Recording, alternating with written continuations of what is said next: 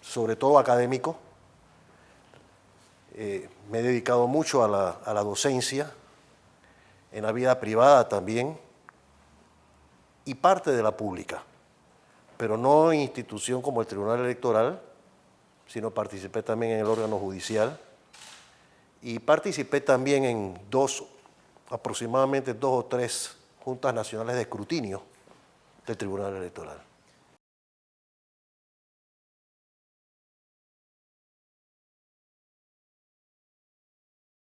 Por parte de la Junta Nacional de Escrutinio, considero muy buena. Las últimas elecciones, la Junta Nacional de Escrutinio ha demostrado que los resultados finales de las elecciones han coincidido casi que en un 100% con los resultados que tenía el Tribunal Electoral.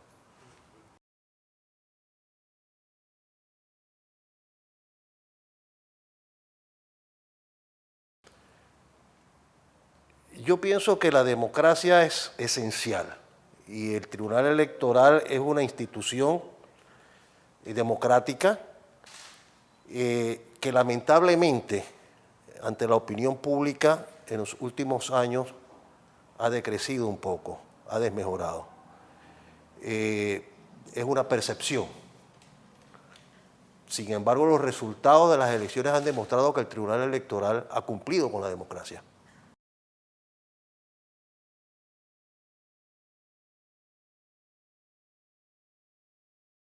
El principal desafío es la falta de confianza, la credibilidad.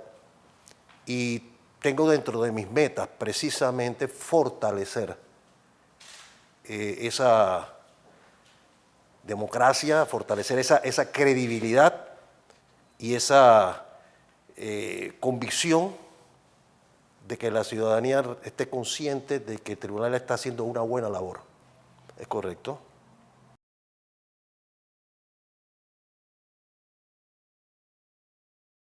Bueno, yo creo que precisamente el hecho de no pertenecer ni ser activo de un partido político han sido las principales razones por las que he sido designado magistrado.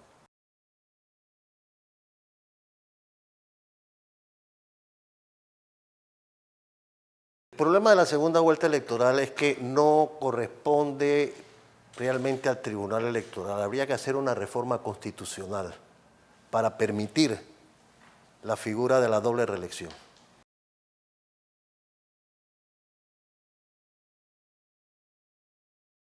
Recuerdo hace varios años, en una ocasión, pregunté a un magistrado del Tribunal Electoral qué opinaba sobre la segunda vuelta. Y he escuchado versiones en favor y en contra. Al margen de lo que pudiera significar el presupuesto o el costo de una segunda vuelta, está también el temor de que en una segunda vuelta se hagan alianzas que realmente no sean muy democráticas y no reflejen realmente lo que la ciudadanía quiere. Claro, que el hecho de que se elija como presidente con un porcentaje inferior al 50%, también es un indicativo de que no es lo que la mayoría del pueblo quiere. Pero una segunda vuelta también pudiera llevarnos a lo que yo acabo de decir. Alianzas que vayan en perjuicio de lo que realmente la mayoría quiere.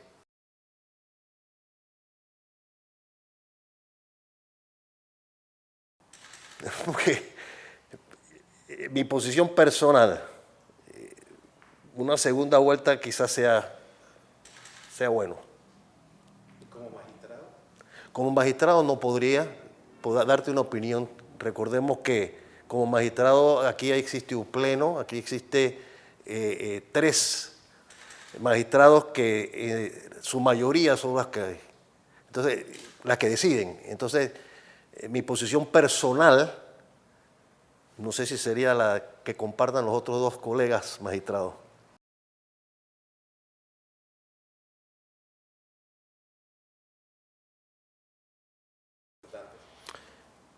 Volvemos al mismo tema presupuestario. Hacer convocatorias para representantes, alcaldes, diputados en una fecha distinta de la de presidente conllevaría un gasto bastante oneroso.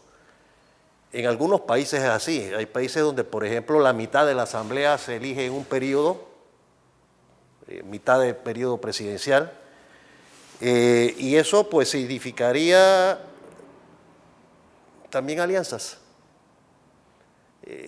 Poder saber si la gestión del presidente, si se hacen unas elecciones para diputados en mitad del periodo presidencial, saber si la gestión del presidente es buena o es mala.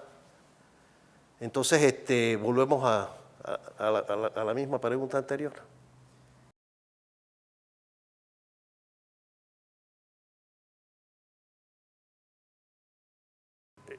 Vuelvo a mencionar, es una decisión que le corresponderá al Pleno después de unas reformas electorales. En lo personal, creo que muchas personas no entienden, no consideran justo el tema del cociente, del medio cociente y del residuo. ¿Por qué? Porque piensan que una persona que llega o que obtiene una curul por residuo con menos votos de otro que sacó más votos, no es justo. Entonces, ahí está la diferencia de opiniones. Yo pienso en lo personal que nos falta mucho todavía, habría que educar más para poder determinar si se mantiene o no se mantienen la figura del cociente, de medio cociente y de residuo. Pero repito, no es una decisión personal, es una decisión que tendrá que evaluarse en la Comisión de Reformas Electorales y posteriormente que la Asamblea apruebe o no apruebe el proyecto de reformas que el Tribunal Electoral le remita.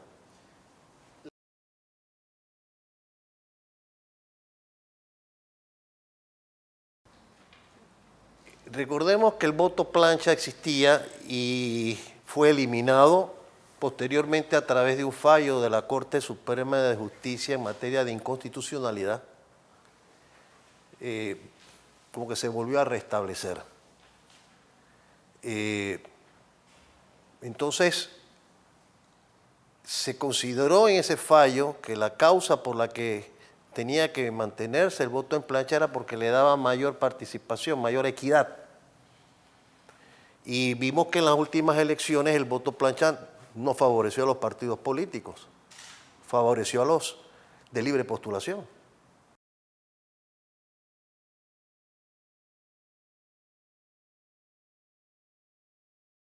Sí, el presidente lo pidió y corresponderá entonces a la Comisión de Reformas Electorales hacer la evaluación correspondiente y quizás reglamentarla de una mejor manera, eliminarla o mantenerla. Bueno, hay quienes dicen que como ya hay un fallo de la Corte, ya no se puede a través ni siquiera de una ley volver a eliminar el voto en plancha. Eso es una opinión jurídica, pero los fallos de la Corte, si bien son definitivos, puede variar la jurisprudencia, puede variar.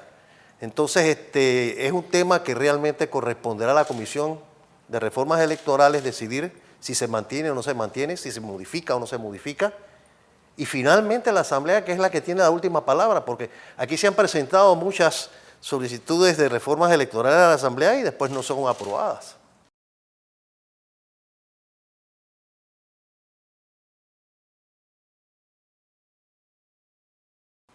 ¿Es correcto?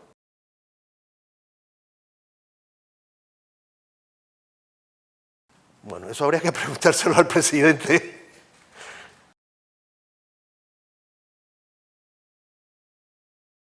Tradicionalmente se iniciaba siempre a principios de año.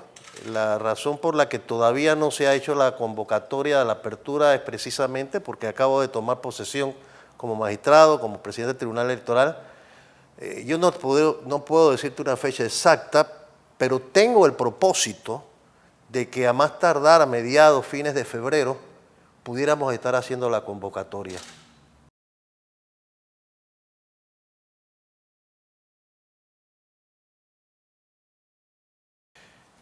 Corresponde no al Tribunal Electoral determinar cuál es la forma de modificar la Constitución. Una vez que se determine la forma, pongamos el ejemplo de la reforma a la Constitución paralela, una vez que se obtengan las firmas que establece la ley, entonces corresponde al Tribunal Electoral reglamentar la elección de los constituyentes. Pero la iniciativa de cómo se va a modificar o a reformar la Constitución no es competencia del Tribunal Electoral.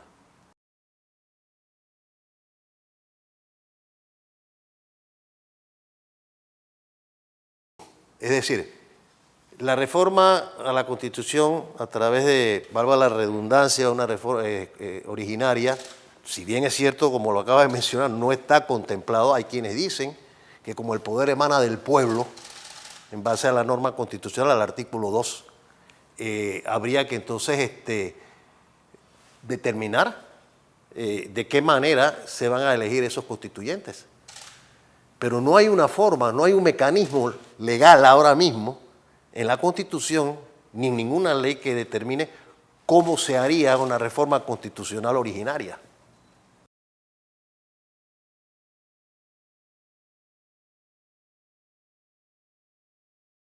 Si entendí bien la pregunta, yo pienso que no. Es decir, si no está reglamentada en la Constitución la cantidad de firmas que se tendría que conseguir para una reforma originaria, de constituyente originaria, ahí hay un vacío, una laguna jurídica que de alguna manera habría que buscar la forma de reglamentarla. El mínimo que se requiere para conseguir firmas en una paralela, ahí sí está establecido. El porcentaje sí está establecido en la ley. Y una vez que se recojan ese número mínimo, entonces correspondería al Tribunal Electoral reglamentar la forma y la elección de los constituyentes. Pero tratándose de una originaria, como quiera que no hay un mínimo para recoger firmas, es difícil poder decir cómo sería.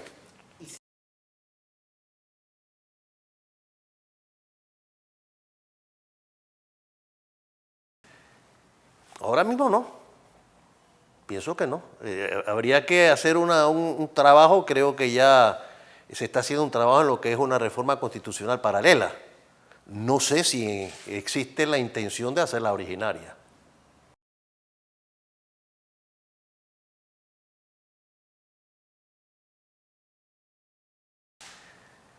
Vuelvo y repito, eso es una decisión que correspondería determinarla a los constituyentes. Y luego que ellos lo hagan, eso tendría que ir a un referéndum, a menos que se haga la otra reforma constitucional que es a través de 2 asambleas. Entonces, yo veo muy difícil que los diputados vayan a aprobar una reforma constitucional a través de una ley, por ejemplo, de una asamblea constituyente reduciéndose el número de diputados. Aquí se hizo un trabajo muy bonito, pienso yo, y sin ánimos de alabar, formé parte de la comisión de notables y hubo una reforma constitucional ahí, un proyecto de reforma constitucional bastante amplio, pero no llegó a más.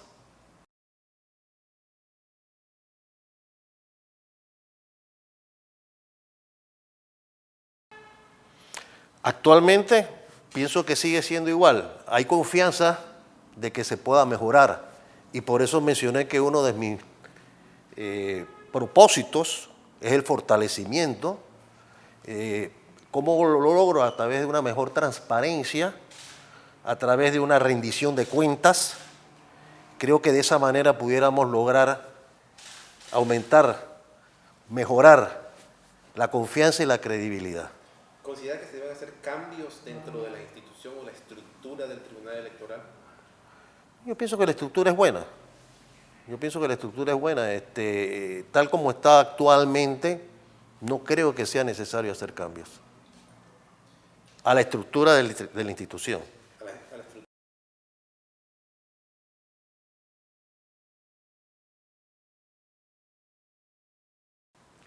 El principal desafío es tratar de lograr una equidad, un consenso entre los que van a participar de las reformas electorales. Eso es difícil, pero ese es el propósito.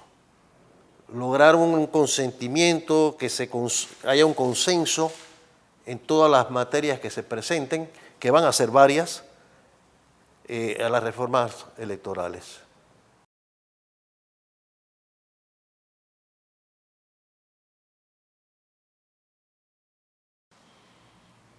Sí, entiendo. Lo que se quiere es evitar que hayan presiones políticas y tratar de que todo lo que se presente o lo que nos llegue al Tribunal Electoral para las reformas se maneje de manera cristalina, de manera transparente. Yo creo que es la mejor forma.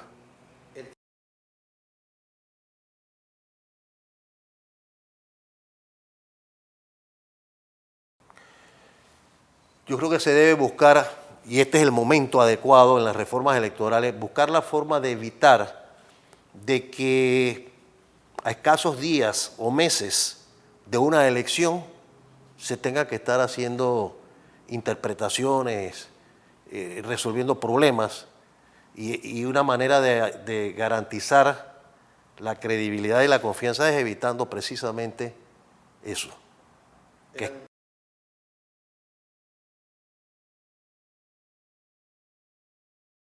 Sí, pero ya esa era una cuestión del órgano judicial donde el Tribunal Electoral no podía intervenir.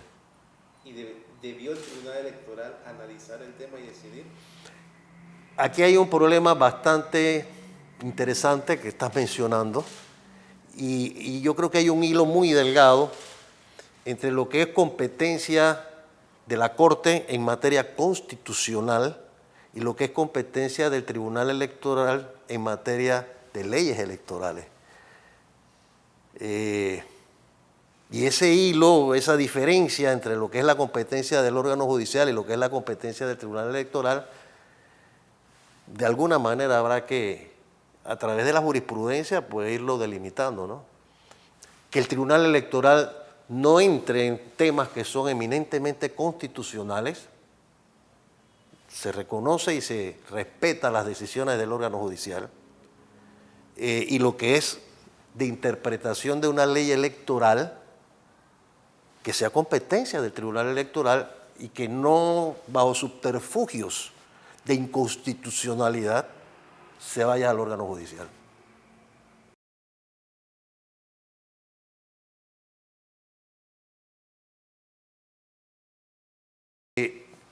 El género es importante y está establecido en la ley. Tiene que haber paridad de género.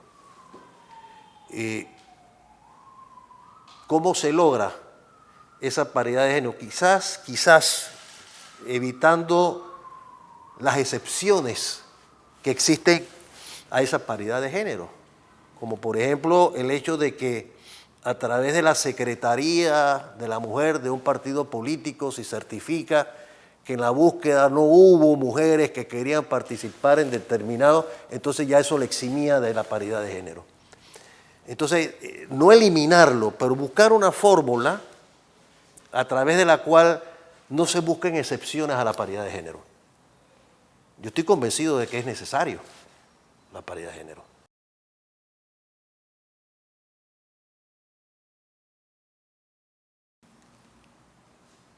Que vamos a ser transparentes, al menos de mi parte, y yo espero y confío que mis colegas magistrados me apoyen en esta tarea, porque lo que interesa es que el Tribunal Electoral vuelva a tener ese rango de credibilidad y de confianza que hace varios años tenía.